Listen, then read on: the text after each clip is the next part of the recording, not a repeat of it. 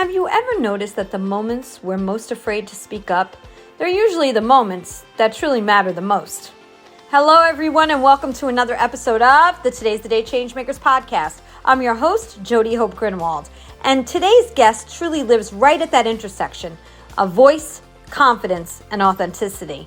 I am so excited to welcome Brian LaFontaine.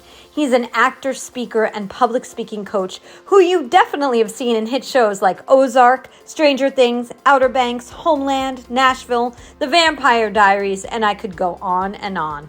For over 3 decades, Brian has made a career out of holding a room, on stage, on screen, and now in real life, helping people show up with clarity, confidence, and authenticity. This conversation is about what happens when we stop performing for approval and start connecting for impact. To learn more about Brian and how he can help you, go to brianlafontaine.com. And if all that sounds familiar, it's because it's at the heart of my work too. I coach individuals, leaders, and teams on how to connect more deeply to their careers, their leadership, and the way they work with clients and customers, especially as we head into 2026 and rethink how trust, loyalty, and real relationships are built. You can follow me on Facebook and Instagram at Today is the Day Live It. Learn more about my coaching and explore my upcoming book with 30 other changemakers who are just doing incredible work in their corner of the world and beyond at todayisthedayliveit.com. Our book is called Today is the Day Live It, Edge of Comfort to Center of Impact. Now let's get into this conversation because the way we use our voice can change truly everything. Have a great week, everyone. Hello, everyone, and welcome to another episode of the Today's the Day Changemakers podcast. I am your host, Jody Hope Grinwald, and I am always so thrilled to have the opportunity to speak to the inspirers, the changemakers, those who are disrupting the status quo in the best way possible. And I'm so excited to have Brian LaFontaine with me here today. Hi, Brian. Hi, Jody. We did it. We did it. I know. I was going to bring that up. I'm so glad you said it first. We did do it. So for the listeners out there, do you want to explain what that means? This is our 4th attempt at trying to do this interview, to have this conversation. 2 times didn't work out for you. Last time I got stuck at the vet last week for a mismanaged appointment with one of my dogs, and 4th time, here we go. Here we are. They say 3 times the charm, but nope. No. For us, it's 4. So that's okay. But I'm so glad that you're here. And I know that the listeners are going to love to listen to what you have to share with them. I'm excited to learn more about you as well. But I'm going to read a little bit about your bio real quick. Do it. Yeah. You ready to learn about yourself? Absolutely. Actor, speaker, coach. Be seen, be heard, be unforgettable. And I love that. Brian has spent over 30 years as a professional actor with roles in hit productions like, and I'm sure many of you know the names, Ozark, Stranger Things, Outer Banks, The Hate U Give, Homeland, Nashville, and The Vampire Diaries. He's played doctors, dads, and dudes with dark secrets. I love that very well. That was good. But his real superpower, helping people communicate with clarity, confidence, and authenticity, whether they're on a stage, in a boardroom, or on Zoom with a camera off. As a public speaking coach and event host, Brian brings his unique blend of performance training, storytelling, mastery, and deeply human insight to individuals, teams, and companies. And there's so much more, but I just want to share, he's also the creator and host of Speakeasy, which I think is such a great name, by the way. It stays with you. Thank you. Thank you. It's a great, a live event series and virtual now. We just spoke about that. We'll talk about that in a minute. For speakers who want to practice being seen in a new way. So, I mean, there's so much. I'm going to have to, I don't even know where to begin because I have so many questions. But what I typically do with all of my podcast guests is we go backwards in time, right? Okay. We'll get to all the fun stuff. But let's talk about Brian, where Brian grew up, what Brian was like as a child. I come from the great state of Rhode Island, the smallest state in the country. I originally from Rhode Island, a very small city. It's not even a town. It actually is a city of like 11,000 people called Riverside, Rhode Island. I was actually born, the place where I lived when I was born was another city in Central Falls, Rhode Island that is 1 square mile. 1 square mile city. Rhode Island just keeps getting smaller and smaller and smaller as you get into it. Yeah, I'm originally from Rhode Island, and how was I as a child? I am the third of five children. Here comes one of my dogs sneaking up on me from behind. Hi, Oh, sweet pea. Um, I'm the middle child, third of five, two older brothers, a younger sister, and another younger brother. And the three of them are still up in New England, up in Rhode Island, and then my younger brother Kevin is here. As a child, how was I as a child? I don't know. I was okay. I wasn't a bad kid. I was actually well, pretty no, were good. you I was a pretty quiet? good Were kid. you quiet? Were you shy? Were you outgoing? No, I was pretty outgoing. I was pretty outgoing. I mean, I had a decent amount of friends. I was the dinner table comedian in the house. I was the tension breaker. Because there was a pretty good age gap. When you're kids, like 4 and 5 years and 6 and 8 years is a lot when you're a kid. It's not so much now. But yeah, growing up, yeah, my two older brothers were really close in age, almost exactly a year apart, and they were 4 and 5 years older than me. And then my younger sister is like 6.5 years younger than me, and my brother Kevin is 8 years younger than me. Oh, wow. So, they were close and they were close, and then there was me. Oh, goodness. So, so yeah, it's not like I had a lonely childhood, but I mean, there was just that kind of age discrepancy between, there and where I fit in. And I don't know, again, I'm not a psychiatrist. I haven't really looked into this to see like, what is this whole gap middle child syndrome thing, Right. but yeah, that's where I fell. And for all intents and purposes, yeah, I was the entertainer in the family, but it was just in the family. It was in the house. I mean, I pretended and did goofy things when I was a kid with my friends, but it's not like I wasn't a theater kid. I didn't, it wasn't a reality. It wasn't realistic for me to think, oh, I'm from the smallest state in the country. I'll go into show business. My parents are very working class people. Um, I wasn't exposed to theater really. I knew it existed, but I never really got to see it, unless you count like the Ice Capades as live theater. Um, I understand. you know, yeah. So that's what my childhood was like. I grew up working on a golf course. I was a caddy from the Oh, time I was, wow. yeah, from the time I was 11 years old until I graduated from college. I tell people that I went to college on mafia money because the country club that I worked at was very heavily Italian populated, and the word on the street was that there were some members who knew some people. Yeah, so yeah, I actually, I picked up the game of golf when I was a kid, and I was again working class. It's like I would practice when the course was closed at the end of the day, and then I played in high school. Good gosh, I don't know how much information you want. This could keep going. That's good. No, that was you're good right there. I'm going to stop you Okay. right there because go back that middle child syndrome. Being that clown at the table. I love Hmm. that, and I hear that a lot about middle children anyway. My husband's a middle child too, so like yeah, definitely. Right. Can see the funny piece of it. But I'm just curious though. What were you thinking you were going to be when you grew up?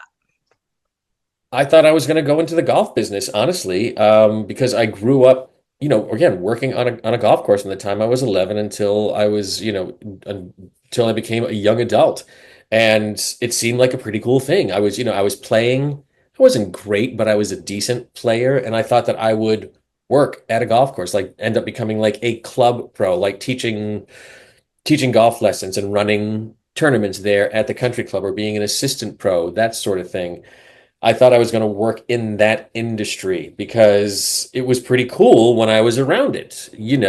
The pros were Mhm. cool guys and the members really liked them, and a lot of the guys were really good players. And so I saw how they were treated and how they were respected, and I thought, hey, this looks pretty good.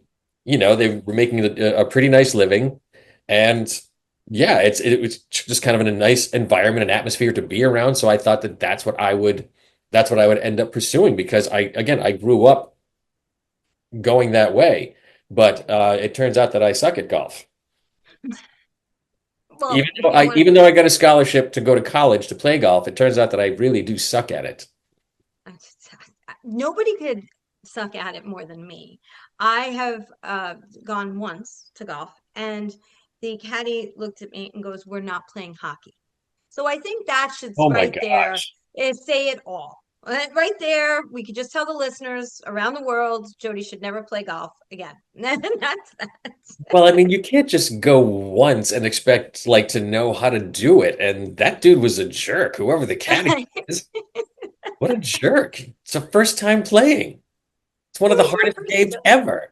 Oh, I could. It was so, and I tried to practice a little before I went for the, and it was a fundraiser that I went, and Oh gosh. Okay. I was playing with the CEO of that, who was Oh my responsible for that organization. gosh. And Oh it my was, gosh. she gifted me her golf clubs too. So it's a bigger Wow. story. So it's a real great story. I still have the golf Wow. clubs. I don't know if they'll ever see the course again. But that's interesting that that's the route you thought you were going to go in. The only part of Rhode Island I know, which is what most people know, is Newport, which I think is absolutely magnificent. How far were you from Newport? About a half an hour. You know, the two places are either Providence or Newport. That's what everybody knows. Providence or Newport. Newport is beautiful. Yeah, it's maybe a 30-minute drive. Providence, I was 10 minutes from Providence. So, you know, the Wow, whole state nice. you can drive through in an hour. I know, but it's beautiful. It's a definitely a beautiful state. So, It sure well, is. now you've moved way south from there. So you're Yes. right. So let's kind of follow your evolution. So you went from golf to Stranger Things, Ozark, Outer Banks. How did we get there? Right? There Well, hadn't couldn't have been an easy road. It never is, right? no, but the storyline is connected. I got to North Carolina because I got offered a small golf scholarship to play for a small liberal arts school down here. Uh, about a little over 1,000 students, a small school in Salisbury, North Carolina called Catawba College. They gave me a very small scholarship to play because they just needed people with a pulse who had some idea what the game was about. And no joke, after my freshman year, beginning of my sophomore year, I came back and they said, "We don't know where you fit into the program anymore." And they kicked me off the team and they took my scholarship back. So that was the end of my golf career. That was the end of that. So, you know, after all those years of practicing, and I played all the way through high school and my first year of college and, you know, junior tournaments and things like that. So all of a sudden, all that was done. I had all this free time on my hands and it was like, okay, now what do I do? And I was enjoying the school itself, so there was never any sort of motivation to transfer. Let me get out of here. If I'm not playing golf, then screw this place. No, I was really, I was enjoying the experience that I was having there at, you know, at the college. So I stayed and I got involved in student activities. And this was 1990, you know, 89, 90. And this is when stand-up comedy was really, truly exploding at the time, if you remember, because cable, huge, you know, really peaking, and every cable channel had some kind of stand-up comedy show. So all these comedians who were not getting any recognition all of a sudden were names and were television personalities because they were showing up on TV. We had way more exposure, as you probably remember, to like MTV's Half Hour Comedy Hour, VH1 Stand Up Spotlight, Comic Strip Live, and A&E's Evening at the Improv. There were so many of them. And I would memorize a bunch of these guys' routines and I would perform them at the dinner table. Um, so that's, yeah, I got involved in the student activities committee on campus, and the staff member who was the director of the college union board said, "Hey, why don't you be the house MC?" Meaning that, you know, for all the comedians and musicians and performers that would come on campus on the weekends, I would introduce them. You know, I think he saw that there was something there, and he just kind of kept pushing me and, you know, introducing me to the comedians, especially, and let me spend time with them. And then there was one comedian who came on campus one weekend, and he was one of those comedians that liked to get to know about the school because he would try to incorporate a couple jokes into his act to make it applicable to that actual school wherever he was. So I was giving him a tour of the campus. And we walked into one building and I saw some poster that was like handmade poster that was on the wall for some event or meeting or something like that. And I made some offhand joke about it. I don't even remember what it was. And he said, "If you don't say that on stage tonight," he's like, "I'm going to steal that joke from you." So it was really, boom, challenge dropped right there. And I had to decide, am I going to take advantage of this opportunity that this guy's giving me to do stand-up comedy? Not just do stand-up comedy, but stand-up comedy for the very first time on your college campus in front of your classmates, people who you go to school with and live with 8 months out of the year. Yeah, So years. Oh yeah, my gosh. and I did. I took it and I did like, I don't know, 3 minutes or so on stage, and I got that first big laugh, and I was like, I want more of this. I want more of this. And so yeah, I that led me into doing stand-up comedy, and I did stand-up for 3 years. I was performing every opportunity that I could, and being from Rhode Island, between Providence and Boston, there were all kinds of stand-up opportunities around at that time. So anytime I was home for the summer, home for Christmas break, or whatever, I was working as much as I possibly could. And then when I was back at school, I was house emceeing and working on material on stage. And at the one comedy club at the time down here in Charlotte, the Comedy Zone, yeah, as often as possible. So that was my introduction into show business right from the get-go. That's there's so much there because if you never ever went for golf, you would have never gone to North Carolina. Mm. And my whole platform is about connection. People do not realize the path they're on because sometimes it's just not clear. And it wasn't Right. clear. It wasn't clear for you. And what a drop when somebody says, you're not going to be on the team anymore. We're going to drop you from golf. And now you have a Yeah. choice. You Yeah. either go back and just continue your path, Yep. or you say, I'm not going to be here anymore. I'm going to just go back to Rhode Island and live my life. And I mean, looking back on everything, truly everything, even leading up to where I am today, there is definitely a sense of, was this fate? Was all of this meant to be? I mean, the way these things lined up and played out, there's definitely a strong argument for this was supposed to happen this way. Absolutely, this was supposed to happen this way. And that I'm such a believer in mentorship, but also you had, and I've had this also, that person who believed in you, right? He said, if you don't say that on stage, he challenged you. If Oh you never yeah, said those words, if you right, never said that funny statement, right. your path, just that one little thing, I that know. one decision, It's crazy. It is crazy. it, It it is is. absolutely crazy. Um, and then, so yeah, when I graduated from college, I was going to try and continue to pursue stand up. And they're just down here in North Carolina at the time, there weren't a lot of stand up opportunities. It wasn't like the Northeast. The cities are much more spread out. Okay. Um, and there just, yeah, there wasn't a lot going on in that regard at that time. So there weren't a lot of opportunities. And I went and auditioned for my first play because my roommate was a theater graduate. And he said, you should go and audition for this next show that they're doing, at this theater here in Charlotte. He's like, you'd be great. And I'm like, okay. I mean, I was being a bum. It was my first year out of college, like just gosh, not even. It was what in the first 4 months after I graduated from college. And I mean, I had always had this desire to be an actor, but again, like I said, being from Rhode Island, it was never a reality. There was no way, even if I went to my parents when I was a kid and said, "Hey, I want to be an actor," I'm sure that they would have looked at me and been like, "Good for you." Yeah, we don't know what to do with that. My dad was an auto parts salesman. My mom was a payroll specialist. She was a housewife until I was 15 years old, and then she went back into the workforce. It's not that they're not supportive or that they would have been like, you're an idiot. It's just that they wouldn't have known what to do to even begin to support me. So it was never on the radar.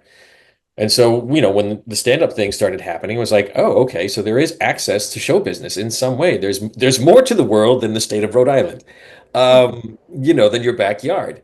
And when my roommate said, hey, go and audition for this play, and I was like, okay. And I went and auditioned and I got the lead. I got the lead in the show. Yep. And actually, not just the show. They were doing two plays at the same time. It was part of a trilogy, this Neil Simon trilogy. I'm sure you're familiar with Neil Simon. Of But yeah, it course. was the first and third part of a real famous trilogy that he wrote. It was Brighton Beach Memoirs. The middle part is Biloxi Blues, where he goes off to war, and then the third part is Broadway Bound. So Brighton Beach and Broadway Bound take place in the same house, basically with the same cast, just 8 years apart. So the theater was doing both shows at the same time, doing one show one night, the other show the other night, the next night, and then and then on the weekends you do both shows in one day. And when I auditioned, yeah, the director was like, you're my guy if you want this. So it was like straight into the deep end. It wasn't one show, it was two shows. And if you're familiar with them at all, they're very much like Ferris Bueller's Day Off, where, I'm in the scene with the other actors, and then I would stop and I would talk to the audience and do this like page and a half monologue, and then I would go back and go into the scene. So it was all in my hands, both of these plays. Yeah, so it was really baptism by fire. So, Jody, since and you're gonna, so I might as well just keep going because you've already loosened the lid. So there was a woman who was in the cast who was a local talent agent, and she said, "You're coming with me." And so, yeah, so after working with me for 3 months in these plays where I had the lead role and the shows were wildly successful, were sold out and getting rave reviews in the newspaper, standing ovations, that whole thing. Yeah, she was like, "You're coming with me." And she signed me to their agency and they started sending me out for movies and TV shows and commercials. And they're still my agent to this day, 30 plus years later. So, yeah, basically, just like that, I was an actor. Oh my God. That is such a beautiful story. And It's a crazy people, story. it's a crazy story, but for the person out there that's listening, right? Hmm. Somewhere in the world right now, Yep. maybe feeling stuck. Hmm. Maybe they're like, oh, great for Brian, but that's not happening for me right now. You just don't know that.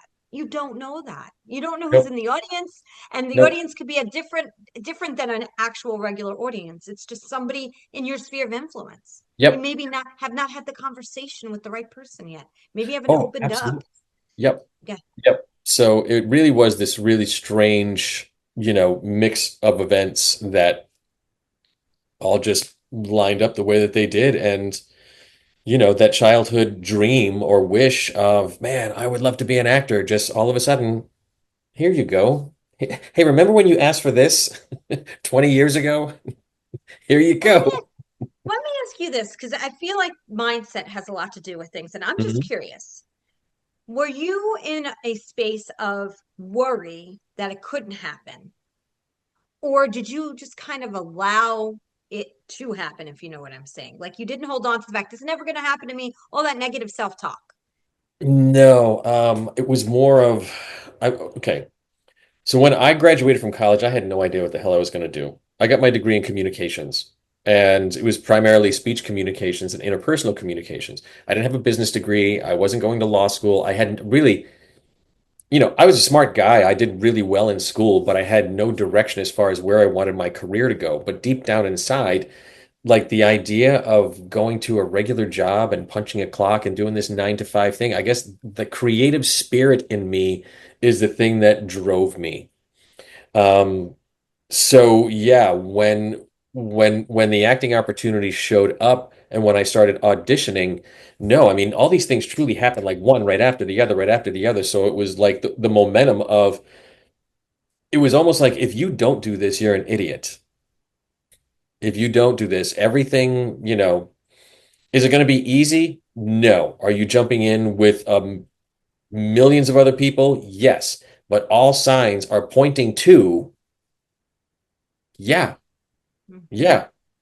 It Right. wasn't just like, I don't know. There were too many things just kind of swirling at the same time that I just knew in my body that it's like this is not a one and done deal. There's just no, there's something that's happening. And yeah, I just felt it and I just went with it. I mean, did I have questions? Did I have doubts? Of course I did, but it wasn't enough it didn't overwhelm that, it didn't supersede it. Just the desire to want to do it. And at the same time, I saw that I could do it. And it happened right away. It's the same thing with stand-up comedy. I had success right from the start. With acting, I had success right from the start. Those two things aren't coincidental. So yeah, I would have been an idiot if I did not, if I let fear win. Mhm. just as quick side note. So the way Brian and I met was through Deborah Baker. Hmm. And so Deborah Baker's part of a book that's being released that I put together at the end of January 2026 called Today is the Day, Live It, Edge of Comfort to Center of Impact. And I am a true believer when you're at the edge of your comfort zone is when you truly are starting to step into the center of your impact and what you are what is possible and what you're capable of, and that's what the book is really all about, and it's 31 of us that come together and speak to that. And so as you were talking about it, I'm just thinking to myself, you just allowed yourself to be at that edge of comfort. But there's one time just now that you spoke that I saw something like that you just kind of like you were glowing for a second through the Zoom screen, by the way. It was when you that first applause.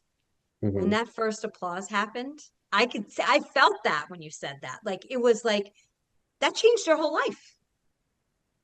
Yeah, I mean, it was all of those instances when it happened, they really were. They were like something out of a movie. That's what it felt like. It really did. It was like I feel like I'm in a movie right now. And I should have said that first laughter because it was the laughter. It was when you were when making people laugh, Yes. right? Yes. That was the connection. So Yes. what was the first movie show? What was the first thing our listeners would know that you were in? My first big thing was I was in a miniseries for HBO called From the Earth to the Moon that Ron Howard and Tom Hanks made. So it was right after, or not too long after they did Ron Howard made Apollo 13 with Tom Hanks, right? And it was this mini series that kind of, set the model for the way television is now. It was a 12-part miniseries all about the Apollo space program, and every episode, for all intents and purposes, had a different cast because most people think the Apollo space program, Neil Armstrong lands on the moon, says one small step for man, and that's all there was to it. No, that was what that was Apollo 11. That was Apollo 11. So that means that there were 10 other attempts prior to that before we landed on the moon, and then we went back a few more times after that. So the entire Apollo space program story is really it spans into the mid to late 70s, I think. Um, so yeah, I did an episode of that show, and it was for HBO, and it won every award under the sun. It was incredibly well made, um, and I was so fortunate to have been a part of it. And I had a really nice, little role in episode 5, where I was the engineer that broke the lunar module, the little spider thing that actually lands on the moon. Yeah, that's what my episode was about, and I was the dumb young engineer that broke it. So I had this I had one scene all by myself, even. So yeah, I had some really nice camera time. And then I had a really cool intimate scene between myself and Matt Craven, who is the lead in that episode, who's one of those longtime, he's one of those people that when you see him, you go, oh, that guy's been in everything. Yeah. And it was just really, really well received. And that was, again, that experience too, when they were so excited about what I did on that show, it was that confirmation, that affirmation of this is where you're supposed to be. Again, this is not a fluke. You earned your right to be here just like everybody else. So it really was this, continuation of events that just really reinforced that it's like, no, this is the path that you're supposed to be on. This is where you're supposed to be. You need to keep doing this. So, yeah, that was And the then you first one, wound up from the Earth to the Moon. and then you wound up on Nashville and Homeland and Ozark and Stranger Things just came out. Dawson's Creek. I've Dawson done all kinds of things. Yes, Dawson's Creek, Oh, One Tree Hill. One Tree Hill. Yes, a bunch of shows that have and the funny thing is like you look back and it's like, hey, none of these shows are on TV anymore. Well, So, the reruns but are. yeah, I know, right?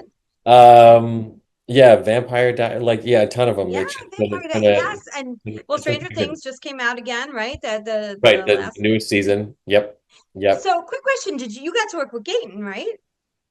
He's one of the ones that I didn't get to work with. I worked with Oh, just about everybody else. I didn't get to work with him. I didn't get to work with Millie Bobby. And I didn't get to work with the young African American kid. I forget his name in Nice. the show, but yeah, they were the three that I didn't get to work with. I got to work with basically everybody else. I got to work with Winona, David Harbour. I worked with the kid that plays Mike, the kid that plays oh, who's the kid that like gets demonized by the monster? Will. Oh, Yeah, Will, Will. Mike Yeah, and Will. Will. Yeah, and Paul Reiser. I worked with him, and I worked with Sean Astin, who was Samwise in Lord of the Rings. And I've got stories of us sitting, off camera in between takes, and he's reenacting scenes from Lord of the Rings, and I'm going like, what the hell is my life? Where am I right now? Isn't that great? And Yeah, they're it's just great. people. They're just Oh, people, but totally. Yeah, and he's yeah, reenacting and he's having a good time. And you're like, how am I yeah. here? Like, I'm sitting here saying, how am I here with you? Like, how do these things happen? You know what I'm saying? And they just happen. And the reason I asked you about Gayton is because Gayton is from my area and my Ah, kids performed with him. They were all in the Starlight Singers together. wow. And we knew him way back when he was way younger. And my daughter Yeah. and his daughter, they both tried out together. His mom and I, we took our daughters to go try out for X Factor because they're both vocalists. Oh So gosh. that's why I thought it would have been very funny if you would have met him because I've seen him grow up.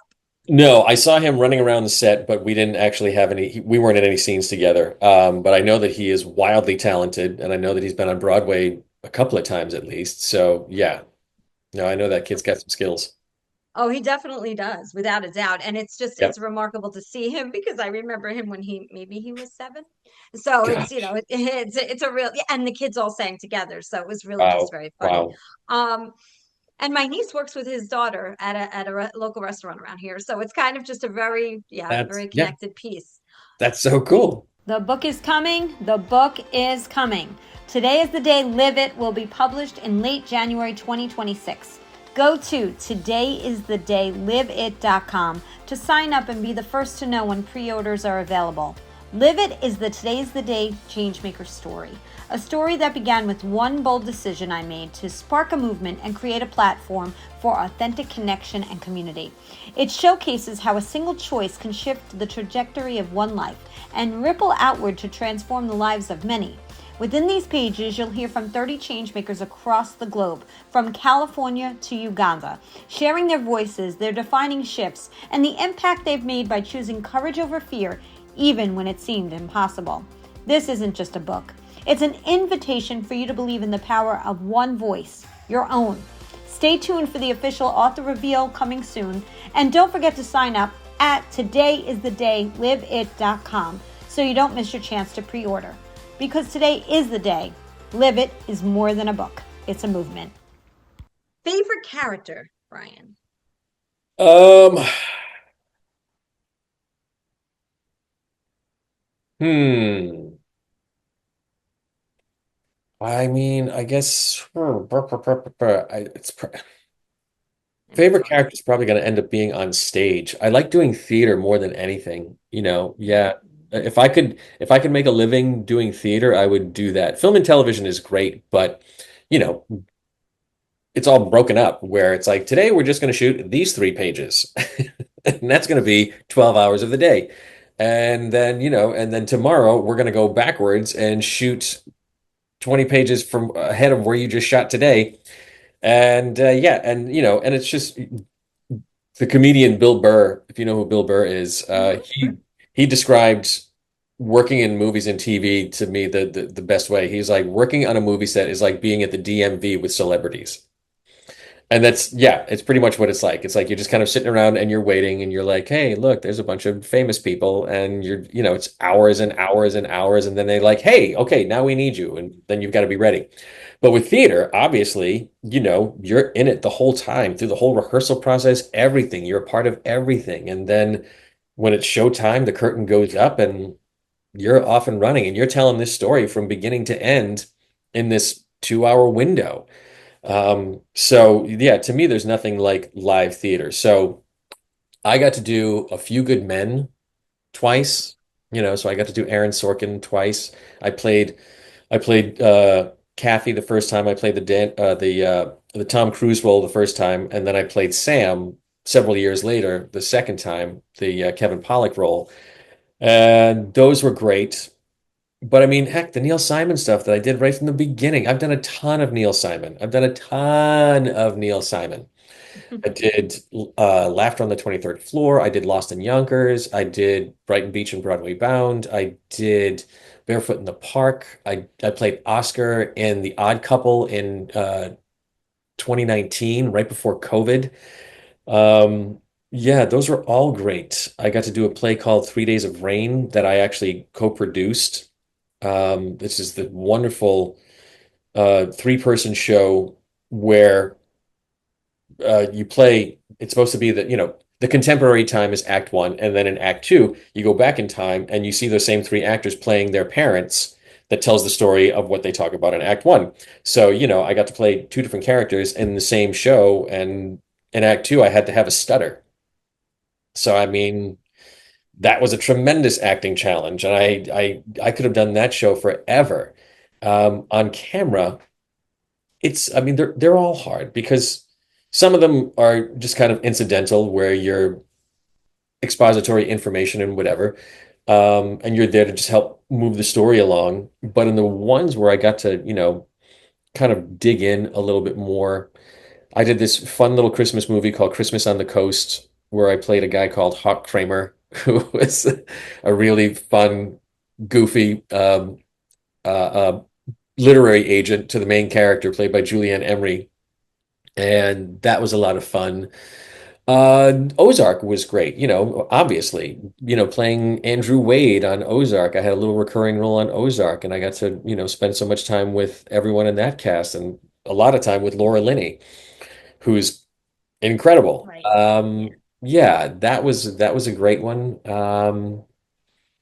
And again, like it seems like the first ones I got really, really lucky with. What I did in From the Earth to the Moon, that was truly a gift to be able to, you know, um, have such an emotional little role right from the get-go in a part of this story. So, I mean, it's hard to single out just one, but I I've been get that. fortunate to do a wide range between stage and screen for over 3 decades. So, I'm just so blown away at how much memorization a human being can do. Because as you talked about, and I want to get into Speakeasy in a minute, but Mhm. I just wanted to say I give you so much credit, and all actors so much credit, because I'm terrible at, we don't have a script. The podcast never has a script. I don't give you any pre-questions. I'm terrible at that kind of stuff. I hate scripts.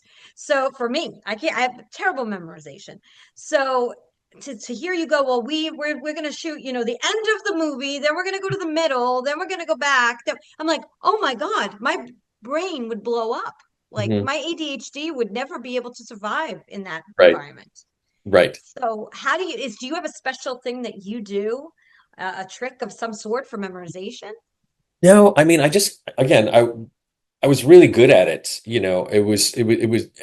And I also realized very quickly how important it was. Learn your lines, learn your lines, learn your lines. So I became really, really good at it very, very quickly. And once you get that muscle, once you've got that technique, whether, it's yours or whatever, I feel like no two people memorize the same way. But once you get it down, it's like you can pick up anything pretty darn quickly. And the thing about movies and TV, I mean, you have to also understand that because you have so much downtime, you got plenty of time to learn your lines. You really, really do. Unless you're the lead, or one of the two or three or four top leads on a TV show or a movie, you've got a lot of time to learn your lines. And that's why it really is. It's another part of the business side of it of if you want to work in this business and you're not part of the 1%, then you need to show up ready always, because these people have a responsibility that you cannot even comprehend. And I remember, a lot of the shows that I worked on, the lead actors are working 12, 14-hour days every day. So that means, okay, call time is at 6 a.m. That means we're wrapping at 9 p.m. Then tomorrow, they've got 8 more pages to learn. So they've got to go home, have dinner, catch their breath, and learn 8 more pages for tomorrow's shoot. And that's what happens through the entire cycle. Some of the, you think of a lot of these legal shows where they have all these, big long monologues and things like that. the responsibility on them is tremendous, absolutely tremendous.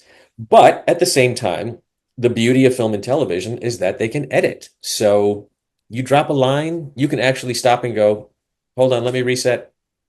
What's the line again? And they give you the line, and then you could just look right back at the person and say it without them even cutting. And then they'll go snip, snip, and you're none the wiser. So, I mean, it really is.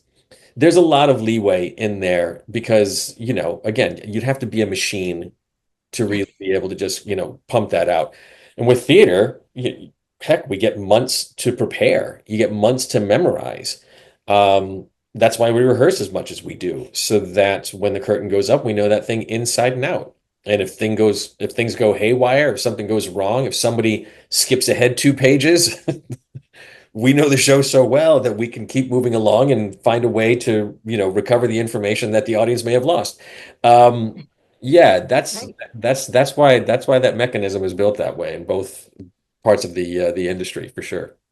It's awesome. It's wonderful, and I think it's such a gift to have, right? Not all of us are given that gift, so it's wonderful that you were given that special gift. But now you also have another gift that you're giving to other people by helping them to get out Try. there and use their voice. So talk to us a little bit about that. Yeah, so I've been really, really fortunate that I've had the career that I've had for over 3 decades. But it's, the most unstable profession ever, ever, ever, ever. You never know from one day to the next if you're going to have a job. And that's what it's been like the entire time is me wondering, is today the last day? Is today the day that all this stops? Is this the last job? And if so, what am I even qualified to do? And I didn't really have to come to grips with that or really face that until just a couple of years ago. The industry was changing. I'm not in my 20s anymore. I was changing. And I could feel this shift happening that wasn't quite the same as some of the other lulls that I had experienced before as an actor. This one was really, it was lasting a long time. It went out for several months, and I was like, okay, I wonder if this is it, you know. And it was that asking that question with no answer of like, what do I do? Am I going to have to go back and start waiting tables at this point? Am I going to have to go and try and get a corporate job? And where do I even fit? I've been an actor for over 30 years. Where do I fit? What do I have to offer? And my sister-in-law, who has a very successful leadership and life coaching company, she and I were talking at Thanksgiving a couple years ago, and she said, "Have you ever thought about public speaking?" And I said, "Say more." And she said, "You should really think about public speaking, and you should really think about offering your services as a public speaking coach." And it was just, again, this light bulb moment of like, oh my God, duh. Yeah. First of all, I didn't even know that that was a thing. I didn't know that that there were speaking coaches out there. And I didn't know much about the whole public speaking profession and what that was all about, what kind of animal that was. And so I knew that it was like, hell, I could do that tomorrow. I mean, I've got the skill set to make that transition to work on that side of the business right away. I can do this tomorrow. But but it is completely separate from the entertainment industry. So I had no clientele, I had no contacts, I didn't know anybody really in the business world, in the professional world. So all of a sudden, I was starting this business from scratch, in my 50s that I was not expecting to do at this point in my life. I mean, I was really being thrown into a whole different world.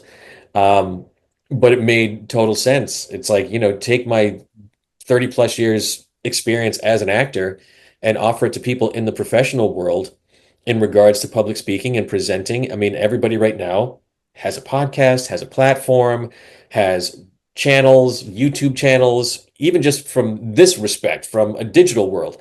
But how many people are out there having to go and give presentations if you're a founder, if you're an entrepreneur, you're a solopreneur, and you're pitching your company, you're pitching your idea, everybody in the world is talking, and most people hate it, and most people stink at it. A lot of people can get through it, a lot of people can survive it, but if everybody's doing it, what's separating you from everybody else? And so I'm taking that entertainment, gotta be careful how I say this. the the idea of using your personality, using your actual gifts, because what I learned as an actor through this whole process, you talk about acting and becoming someone else. No, that's all a bunch of crap. You really don't. All you're doing is well, not all you're doing, but what you're doing is you're accessing different parts of yourself. You know, if somebody can tell me how to become someone else, I'd love to see it because I don't think it's real. All you're doing is you're accessing a part of yourself that relates to this person's experience if it were you. So, it's like we have, we're very complex beings. We have all kinds of different layers and facets and abilities. Everybody's got a sense of humor. Everybody's got, a serious side to them. Everybody has light, everybody has dark, and everything in between. Most people, unless you're in, the acting world or in some kind of creative profession, hasn't had the opportunity to really access that very much. We've had that benefit. So that's what I try to help people do in the speaking world is let's reach in into this wonderful bag of tricks that you don't even know that you're aware that you have.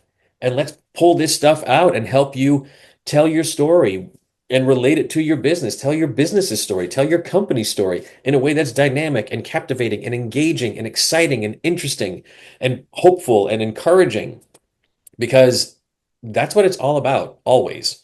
If you're up there and you're talking and you're not giving some message of hope or possibility or encouragement, then I don't know the point. Even and I even go so far as to say, even if you're delivering bad news, even if you're going into a corporate meeting or whatever it might be and saying, the numbers suck, our business is going down the toilet, you're all doing a terrible job, everyone's fired. Yes, you're making that choice. You're stating that piece of information, making that claim because of what you can, where it can go. We have to burn the building down so we can rebuild and be wonderful again. There's always got to be that sense of hope and possibility, and there's a story to everything, to everything, to everything, to everything. I always say everyone has a story, and everyone's story is worth hearing, and I absolutely believe that. So I help people uncover all this stuff because I've spent my entire life doing just that. I tell you, it's like I just want to say, sign me up, sign me up, sign me up, because like your passion is just Yeah, it's right there. It's right there. And it's good authentic and best. it's beautiful. And that's what's amazing about that's why I wanted so badly wanted to have the fourth time's the charm, wanted to have this Right. conversation. I know the sun is gonna Yeah, be it's going it's here that it's before it's that time of day. All right, it's I'll go this way now. um but no, I was just saying that, it's a beautiful gift when you're so passionate and love what the work you're doing and how you're Mhm. helping other people find their gifts. I say through, I'm a coach, different coach than you are, but Right. I always say like I'm dusting off, right? I'm helping you dust off the treasure you have, the buried treasure you have inside of you, but you have it. I'm not creating it for you as your coach. It's in there. And what you're doing is you're giving helping them to find that voice, that gift inside of them. So Speakeasy is such a Yes. great name. Thank you. So tell us how people can find you and what Speakeasy is about.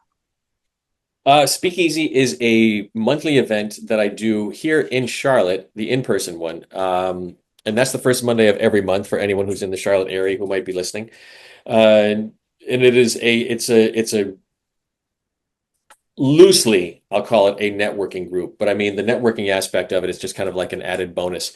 I started Speakeasy as uh, as a group or an event, a monthly event for anyone who's interested in speaking in any capacity. Whether you're trying to put together your TED Talk, whether you are, an executive level person who is giving keynotes, or again, you're a founder and you're working on your pitch, or you're just someone who wants to share a story, tell a story, and you want to get more comfortable speaking in front of people in general. I had one gentleman come to me who, is a musician or is on that side of the music business. And, these are guys who are they're they've never worn a tie a day in their life.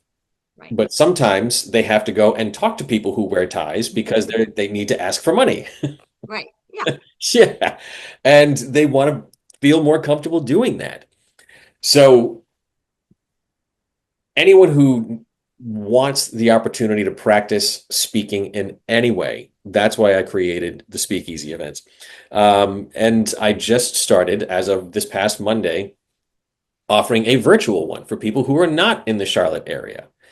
Yeah, we had our first virtual event and we're going to be doing more. So it is an opportunity for people to come and practice with a supportive group of people who are going to help encourage you and lift you up. And you're going to get real-time feedback with an expert in the field for a very, very, very low price.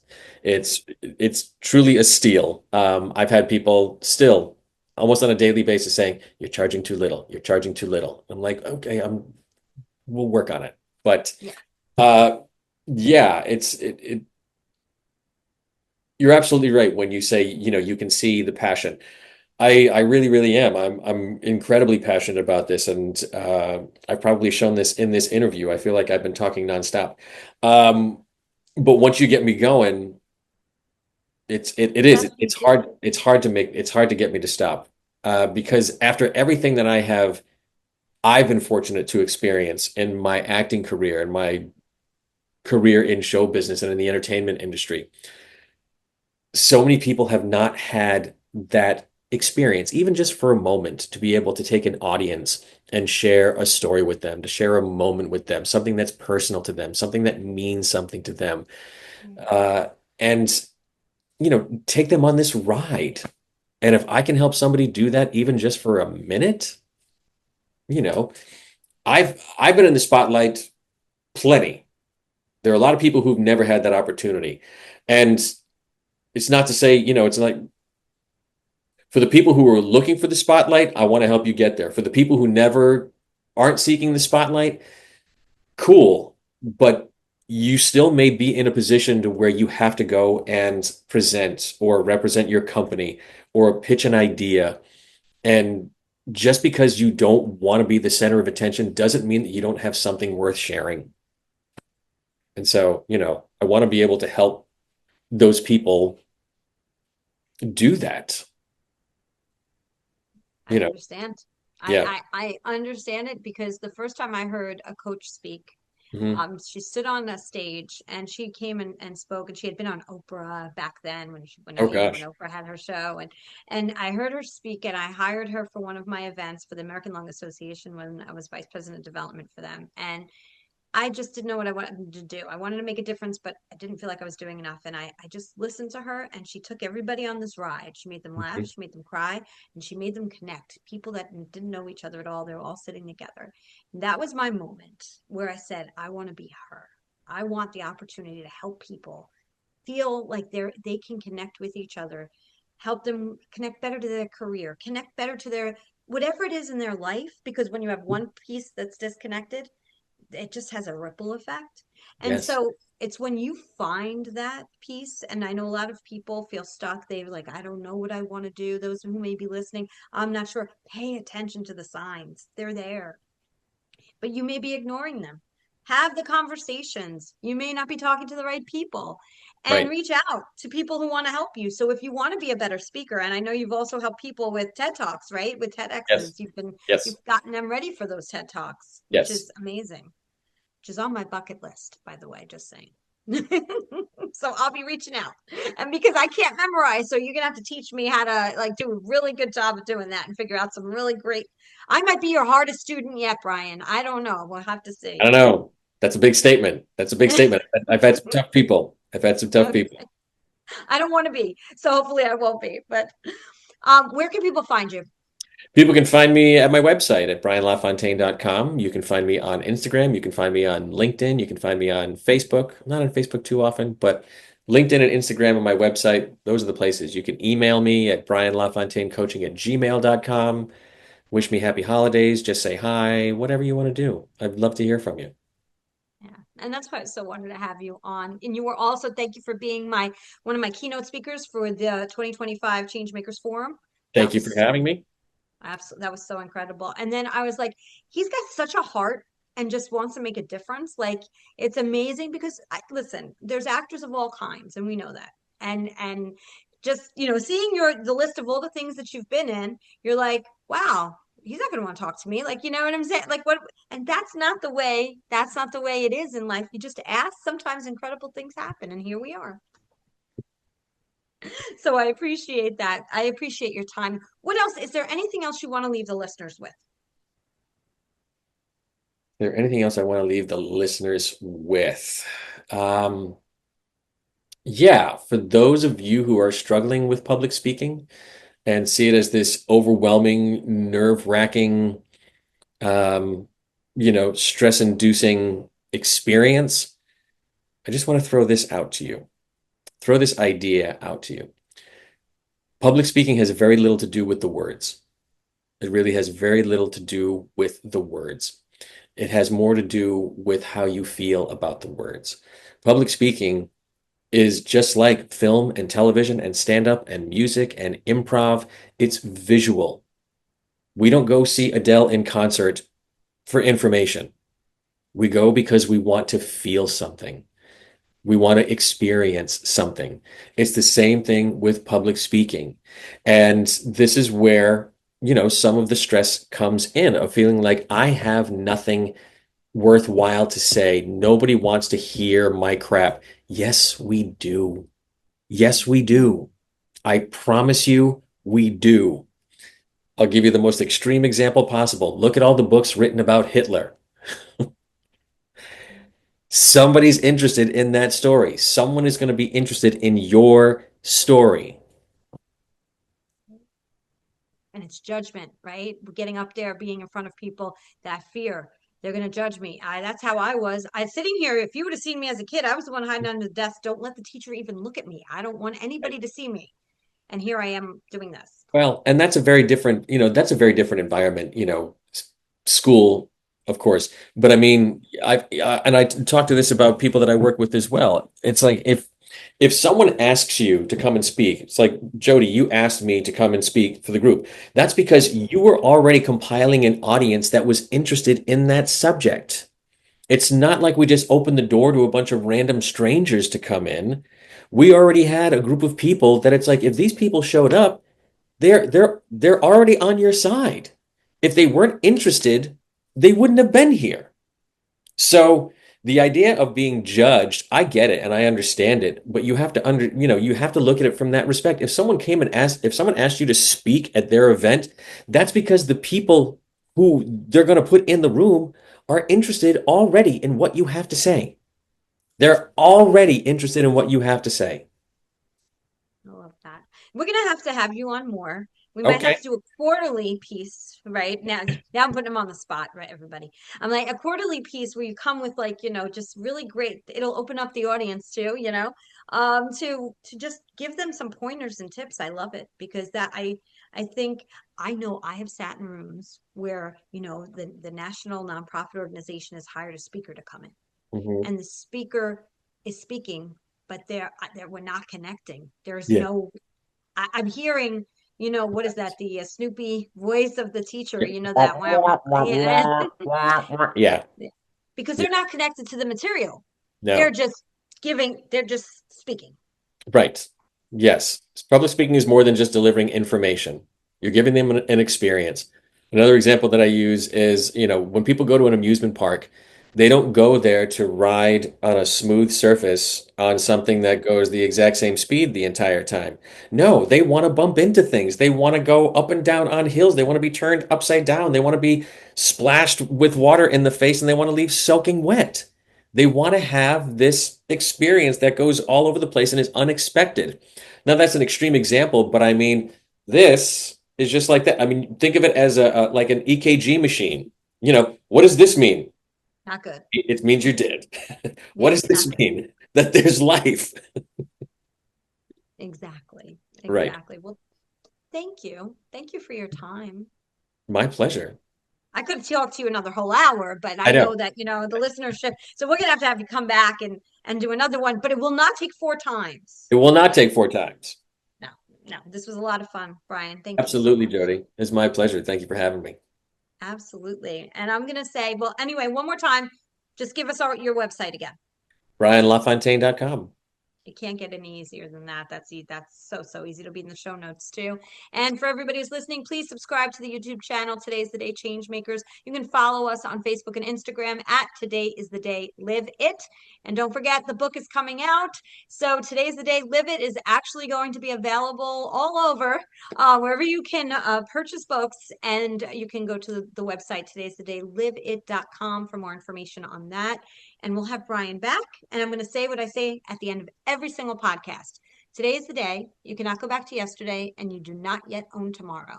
So what small or large steps are you going to take today to get yourself closer to your goals?